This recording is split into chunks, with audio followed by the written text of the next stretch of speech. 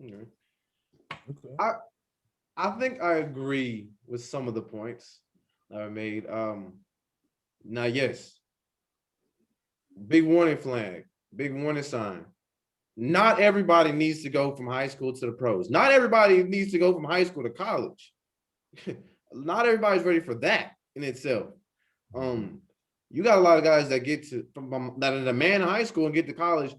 One, like I said, just being like I said, politics, being in a new system where they're not the man anymore. They don't know how to adapt. Being in a new system where there's in a situation where, hey, you have more pressure on you. Like I said, maybe a lot of these guys can't adjust to classes. A lot of these guys can't adjust to being on their own. All those things like that. And now they have competition where maybe every day you were treated like the man. You didn't have to worry about anybody pushing you hard in practice, pushing you hard in the game because you knew no matter what, like you said, you're getting 25, 30 shots up. You know, no matter what, you can do no wrong. Versus now, you got everybody who, when you get to college, they were in the same situation as you. So now they push, everybody's going to push you in practice. Everybody's, and so the mentally, you have to be ready for that next jump in itself because a lot of those guys aren't ready for that. A lot of guys can't deal with that being taken away from them. So I Mhm. think, and that's whether you going from high school to junior college to D3 to whatever. A lot of guys are not ready for that jump in itself. Now, you got, of course, these top guys, which I think are definitely where you have to be mentally strong because you got a lot of these guys who are early being scrutinized, who are early being put on TV or early nationwide news being put to, as the savior for a lot of these programs, universities, and a lot of guys are not ready for that and stuff. Like I said, being pushed and all the other stuff there. Now, I think when it comes to the possibility, like I said, what the Ignite is doing, it seems like they're kind of hand selecting these top players. And like I said, for you to even make that jump, you have to be, I think, at some point either about a bag or serious about your craft. And I think you get kind of, you get kind of exposed very soon about where you're kind of headed in that direction because a lot of guys, like you said, they get to that next level. I mean, like I said, you 18, 19, 20, 21, 22, 3 years old, making almost $1 million or $1 million plus. How bad do you really want to play basketball? Like, do you really care about basketball that much? Do you really want to be the next Michael Jordan if you can, like I said, under 25 years old, you making $1 million plus a year? Do you really care that much about basketball, or are you just along for the ride? There's going to be a lot of those. I mean, you got to put that in perspective. As you told, if you were okay at playing basketball and somebody told you I can pay you $1 million for you to play basketball, do you really care too much if you're on the end of the bench or if you starting? And Man, shooting up, man. Look, those dudes. look, I will ride the bench if you say you pay me 500K. You come on now. My That's what name's on the roster and I got a jersey with my name on it. Please. I'm saying. I feel you. I feel like with that just comes with how much you love the game. I think Exactly. you made a great and excellent point. So does you, Daniel. I think the biggest thing now, and what's kind of helping the team ignite and these athletes, I want to commend for saying, like you're saying, like the all eyes are on you. Like social media has changed everything. Right. So it's like, bro, you know what I'm saying? Back then, maybe your top 10 players in certain classes, they weren't able to be interviewed at a Team USA camp or a EYBL tournament to where they can they're training themselves to go to the collegiate and professional levels to handle themselves within interviews. Like little things like that. It makes a difference, bro. Like nowadays, man, we seeing 7-year-olds with trainers and we're seeing people that's trying to become their agents.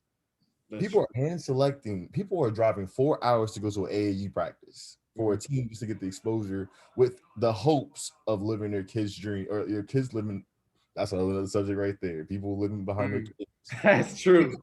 but you know That's what I'm true. saying? Like, social media has kind of like shaped everything. But like I said, I mean, those are valid points, and definitely, if your average person is taking that bag, let's be honest, Yeah. people will wipe the floor. But it's but the thing about it, If people, I'll say this though, it's like, yeah, you're riding the bench for 500K, but then you have the opportunity to make more the more you play. Right.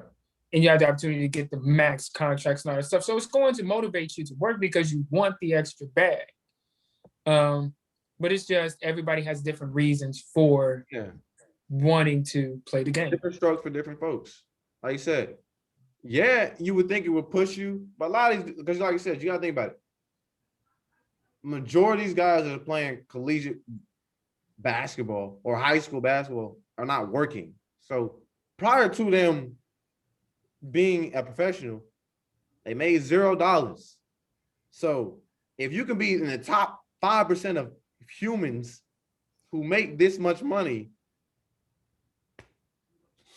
like I said, it's a quick flip. All right, you got maybe your family isn't in the most fortunate situation. I don't really like basketball, but if I could just get in there real quick, sign a contract, and just play okay, and I'll be out in 2 years, I got a couple $1 million. I can help my family out. I can help everybody out around me.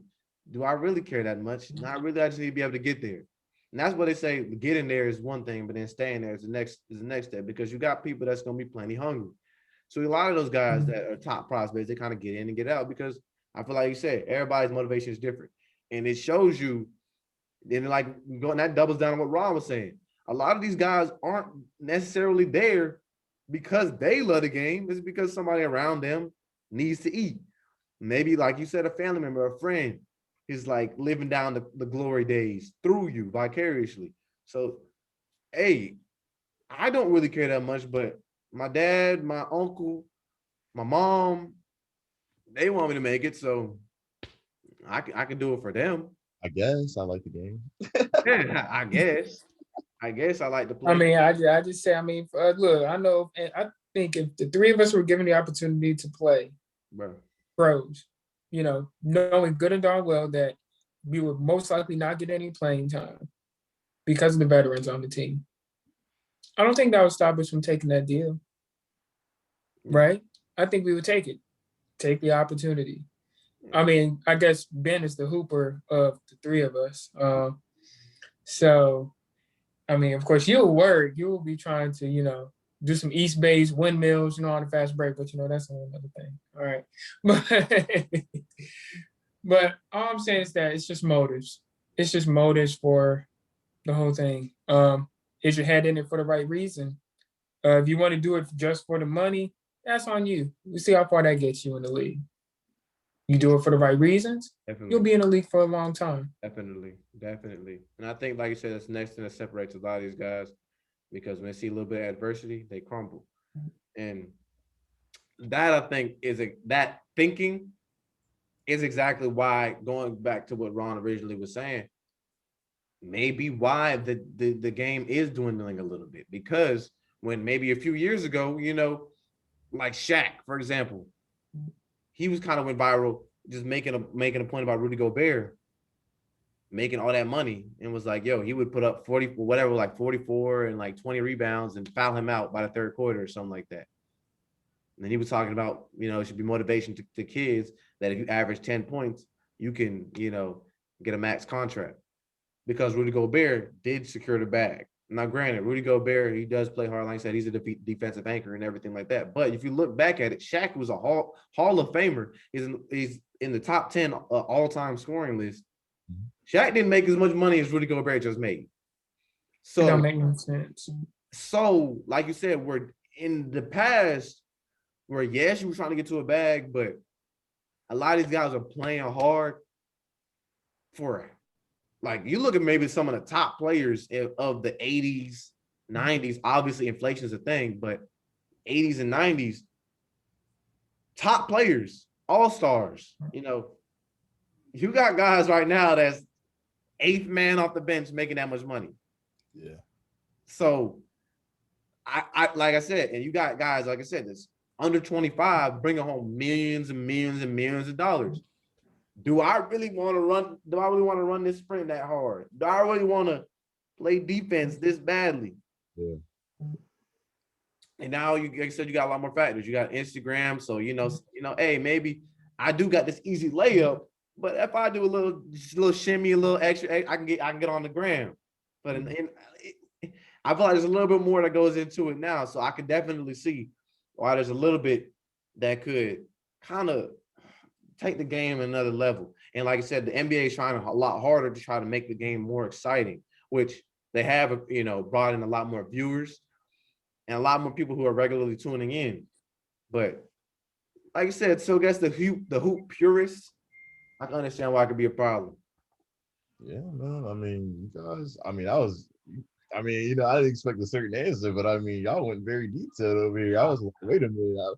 I'm listening to some New York Best Time critics, so I mean, reviewers. But I mean, yeah, bro. Like, I feel like we all can agree, man. It's just like the motives are definitely to be questioned at time, bro. And Daniel, I'm gonna be honest on your subject. I would get $500, and I mean, excuse me, $500,000, 500,000 K. And if I was in a situation of being on a bench, I just think, I mean, I'm not trying to play professional, but as like a person that did love hoop, I couldn't live with myself knowing I'm being okay just being like, I'm willing, like, nigga, I'm trying to get on the, what I'm saying, I'm trying to get on the floor. And Definitely. and that's why I said motives are different. I said motives are different, and it really depends on who the person is. Like I said, I know for me, like I love the hoop, you know. So I would definitely work so I could get some playing time. Like just to hear the announcers like call my name, say I get like hit a crazy move, and then I'm able to hit it with a nice jelly layup or something, like that. I would want that. I would want that. I would want to be on the end of a game-winning situation where I make a game-winning pass or I hit the game-winning shot. I want to do that. I would like to be able to say that, oh yeah, Daniel Roberts over here, he was so crucial in this championship run for the Charlotte Hornets, put it that way. Like, I would want to do that. So I'm a word. I'm just saying it's just you got people that are just content with making the money over actually playing. So it just depends on who the person is. So I'll take back what I said about the three of us. I think that all the three of us would actually work to try to play. Yeah, man. Oh, yeah. Definitely.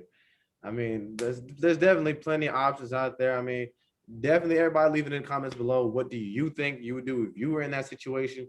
Right. Because it's only a select type of people that even get in that situation. I mean, because like I said, halfway of getting to the professional level anywhere has a lot to do with hard work, dedication, and a lot of luck. So, like I said, just leave in the comments below, man. Stay tuned to the next one, man. Hoopcast. It's been real. Indeed.